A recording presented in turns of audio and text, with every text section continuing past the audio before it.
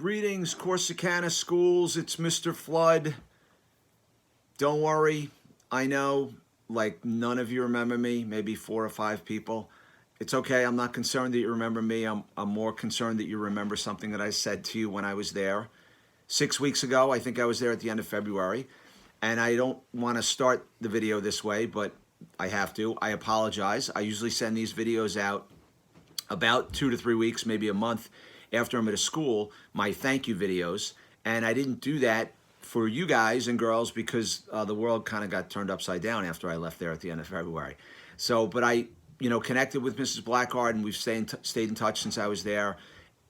So number one, let me say thank you to all of you for the way that you treated me when I was in Corsicana. I was there for several days and spoke at a whole bunch of schools and met so many wonderful people, staff, teachers, administrators, especially you guys and girls, all the kids that I got a chance to interact with one-on-one in small groups and in the assemblies. Thank you for the way that you treated me with respect for the time that I was there.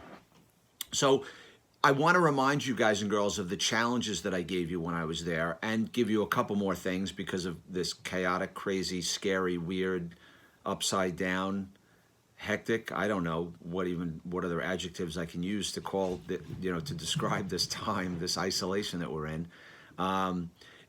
The first challenge I gave you was to look on the inside of people and realize we're all alike. And guys, if this virus doesn't prove that we're all alike on the inside, I don't know what else could. I am just like the next person. I'm just as susceptible as the next person. You're just like another person. Your family is just like another family. We're all the same. And when you do that, and this is what I tried to teach you when I was there, when you do that, it enables you to be empathetic and compassionate towards other people, because when you realize we're all alike on the inside, how could you not have empathy and compassion for someone else that's just like you? They may not look like you, walk like you, talk like you, act like you, but they are you. They are the same as you on the inside when it comes right down to it. So let that be one of the messages that you take out of this crazy time. And a reminder of my first challenge. The second challenge that I gave when I was there was to connect with, say thank you to, and show respect for a couple of adults in the building. The teachers, your teachers, I guarantee you that most of them have never taught online before. And I know now we're several weeks into this. I don't know what the timeline was in Texas for when you guys, left school and if you're going back, and if we're going back this year.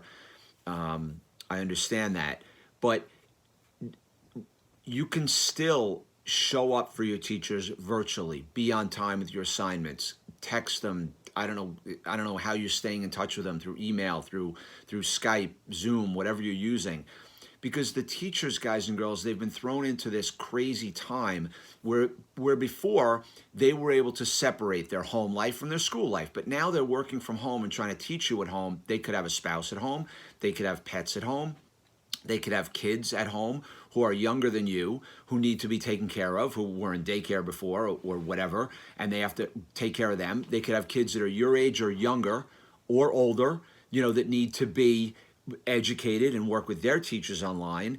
And so they have all the distractions of home. And a lot of teachers that I know, most of them I know, don't have a room to lock themselves in to teach their kids. So please be understanding of them. And don't you want to be the kid when you get back in school that the teacher looks at you and says, thank you. Thanks, David, for showing up. Thanks, Justin, for showing up. Thanks, Sarah, for showing, right? Don't you want to be that person that forms a new connection with your teachers right now? So please be understanding of them. Can you still have fun? Absolutely. Can you have an off day just like you did in regular school? Absolutely. But please be the person that shows up with and has understanding for your teachers as they try to continue to educate you virtually. And the third challenge I give when I'm in schools is no one eats alone. And I know you guys can't eat with someone now, but I'm not asking you, I'm imploring you to think of someone who during the normal school year is isolated, and think of how doubly isolated they are now because of this craziness that we're going through. Please, I don't know how you communicate with those in your school. Snapchat, Instagram, Facebook, email, text, carrier pigeon, phone call, I don't care what it is. Please reach out to someone that you know might be isolated because they're home, no brothers and sisters, maybe they don't get along with their brothers and sisters, maybe they only have one parent, like, please reach out to someone, because we're going to lose people because of this virus. People are getting sick. People are dying. Let's not lose anybody because of loneliness, being toxic. If you remember, I said that, and isolation and sadness that leads to depression and something worse than that. Please reach out to someone. Please. And if you're that person, please reach out to someone else.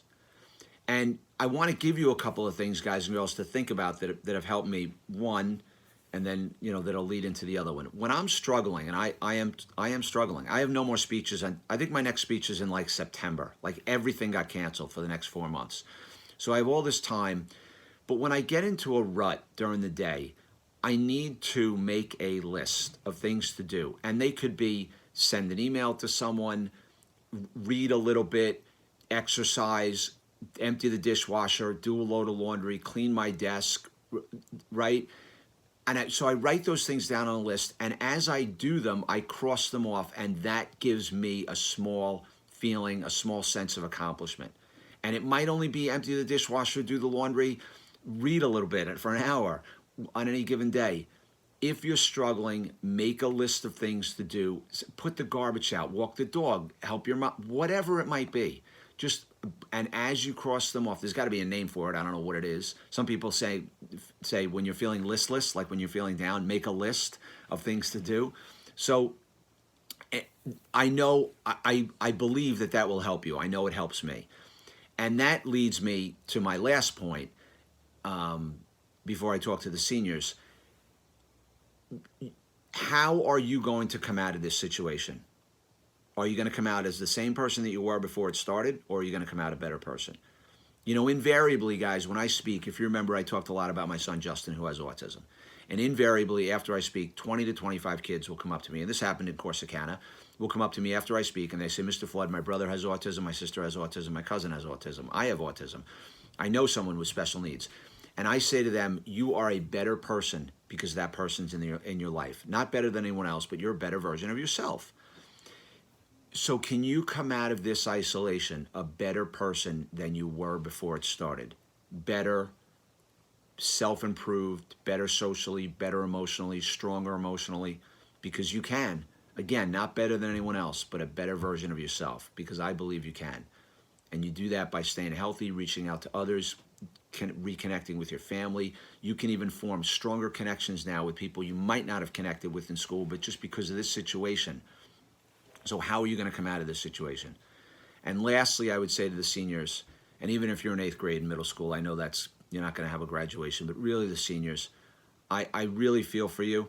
I hope you have a graduation. I don't know what the plans are in Corsicana or anywhere in Texas or a lot of the places around the country. I hope you have a graduation. I really do. But in the grander context of things, and I know that's a big deal when you're 16, 17 or 18 years old.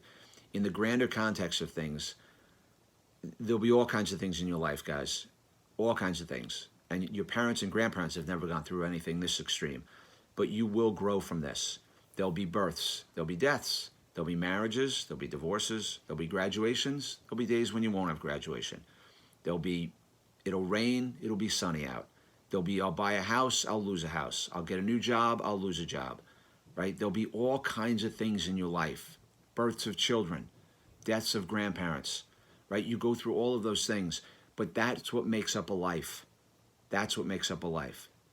And if you choose to come out of this, you have the choice to come out of this a better person or someone who was debilitated by it. Don't let it be that. I really do hope you have a graduation. I really, really, really do. I pray for that. But put it in the context of people suffering and getting sick. Please. And you shouldn't have to look at someone else's suffering to have gratitude and feel better about what's going on in your life. So how are you going to come out of this? Reach out to others. Stay connected with your teachers and all the staff in your schools, and realize that we're all alike on the inside. I hope I get a chance to come back to Corsicana. I had an awesome time when I was there. I love Texas. Love Texas. One of my favorite states to visit. Definitely probably in the top 2 or 3, without a doubt, of the 40 that I've been in. So I hope all you guys are well. Stay healthy, stay close to your families, and reconnect with people that you might not have connected with before this happened. Have a good day, Corsicana. I will see you guys in a Starbucks or a Dunkin' Donuts or a Panera Bread someday in Corsicana or, I don't know, Dallas, Fort Worth, somewhere around there. Have a great day, guys.